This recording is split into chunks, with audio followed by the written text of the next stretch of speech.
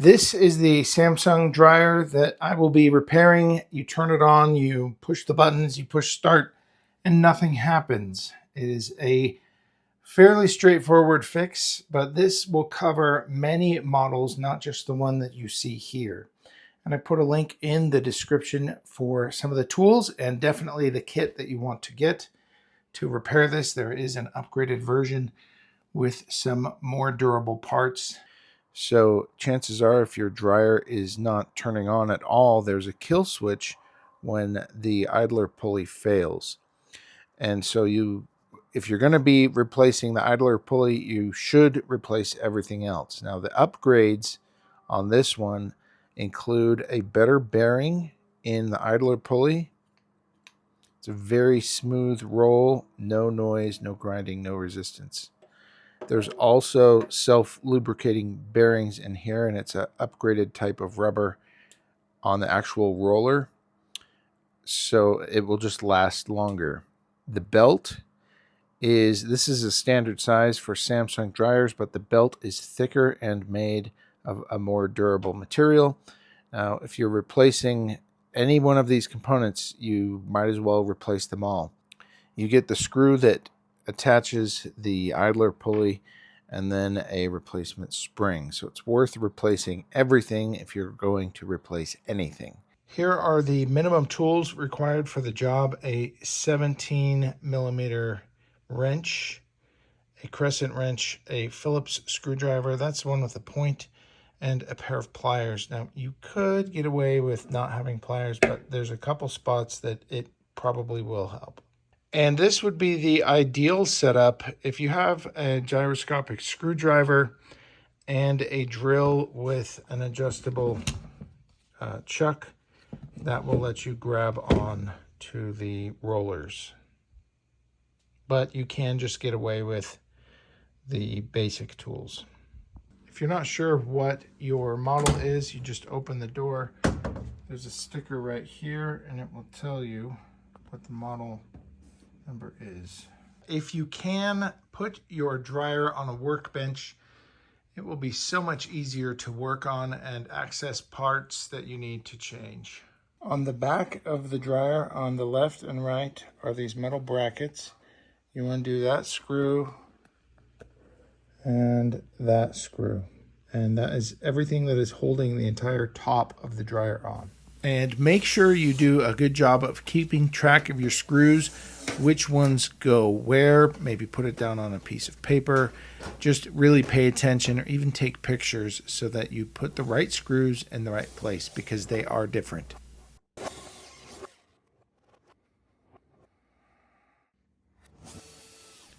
With the front panel screws removed, the front panel comes off. You push down and remove it from the left and the right side just by pushing down on that metal, and it comes unclipped. And then there is a connector. You have to disconnect the wire and it will come off.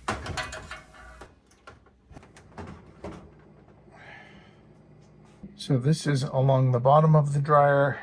There's these little hooks that the front panel actually rests on. The front panel has the door attached and all of that stuff.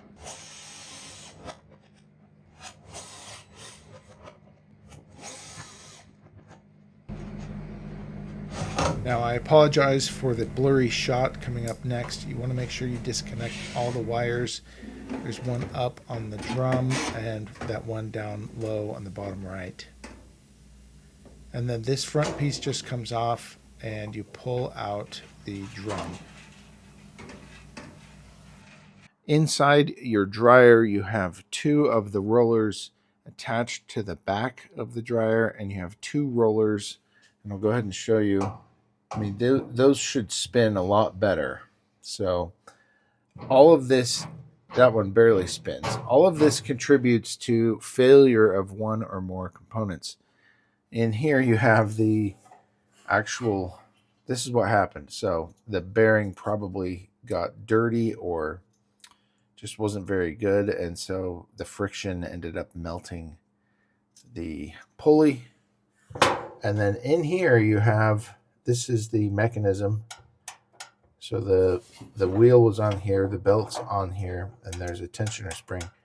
But if you can hear that click, it's activating that switch. When that switch, so if the belt breaks or if the pulley fails, which is in this case, that activates that switch. The dryer will not turn on. And while you are in here, just vacuum and clean out the whole thing. This is where your thermostat heating element. So this is what actually causes the heat in the dryer. If you need to replace that, probably not though. If your dryer just won't turn on, it's this failure point here. So I'll walk you through the whole process of repairing this as well as showing you the product. So on the inside of the front of the dryer, you have one of the rollers there and one of the rollers there. As you can see, they're covered in lint and just dirt and grime. One of the most common causes of a dryer's failure is too much dust. It can cause parts to fail. It's worth taking the time to clean it out. Now at this point, before we go any further, all I want to do is ask if you will please click that like button. It really helps me out. Hopefully you're finding value in watching this video, and it does tell other people and YouTube that this video is actually worth watching. Thank you. We're just going to grip. So you put it in the biggest setting. You grip it.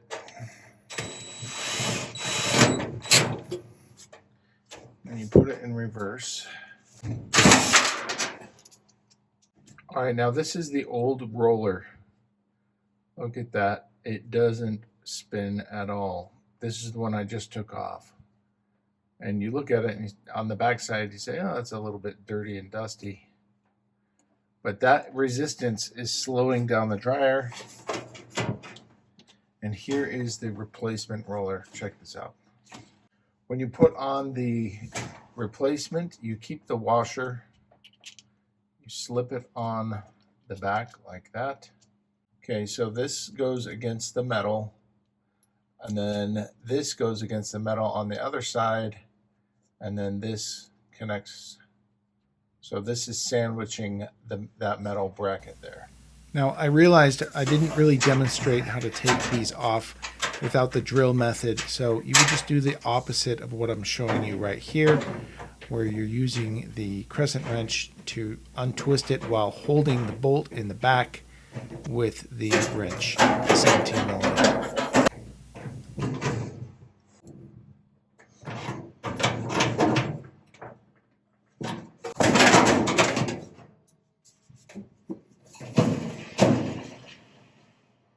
So here you're looking at what is the inside panel of the dryer, and here's you don't see this if you look in a set with the dryer assembled. The drum is right here and it's rolling on these. So we can just flip this upside down, and you can see we need to remove these two bolts. Now removing these is much easier. You get your wrench and attach it like that, and you get your other wrench and you loosen it like that.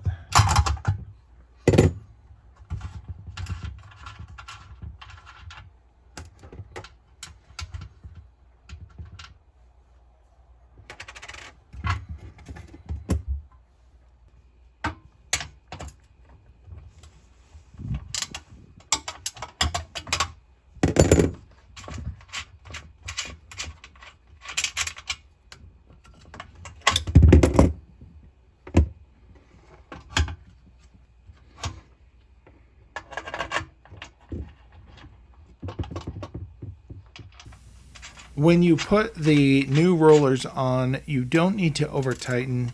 So once it's snug, give it maybe a quarter to half turn to make sure it's tight, but you don't need to go crazy.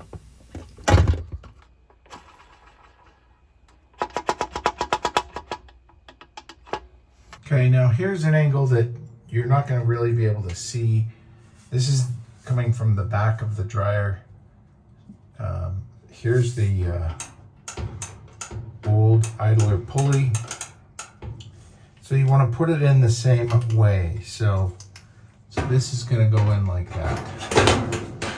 So the first thing we're going to undo is this screw here.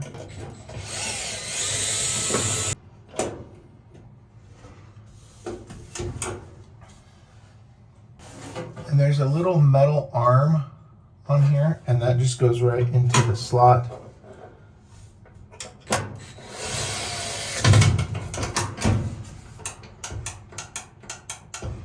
So as you can see, here's the old one, and you just want to make sure it looks like that.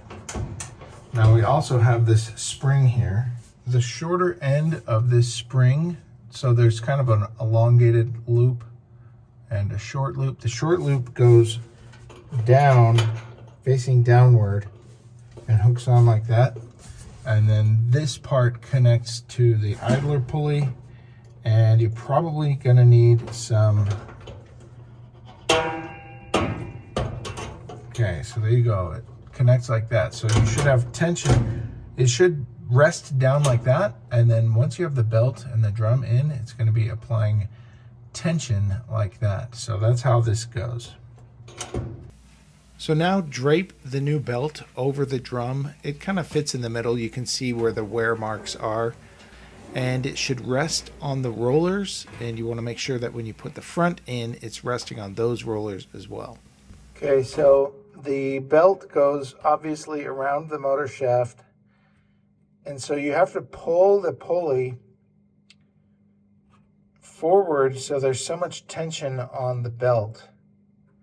And the grooves go on the inside, so the grooves actually grip on the motor mount. So there's a grooved bolt on the motor, and it lines up with the grooves on the belt. So then you want the tension on the idler pulley to be pushing on what would be the outside of the belt.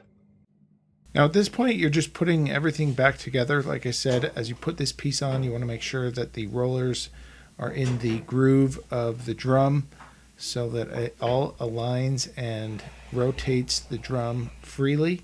So you want to test that, make sure that the belt isn't twisted or anything like that. And once you confirm that, you can put the whole thing back together.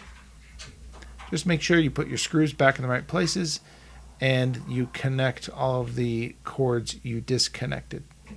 So here's the takeaway. This is a great little kit. It includes everything you need.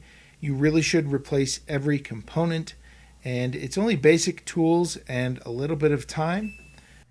Now, I hope this video was helpful. If it was, like I said, please give it a like. Let me know in the comments below if there's anything that you want to point out to other people that are doing this repair or things that you thought were good. And if you want more videos like this, click subscribe. Thanks for watching.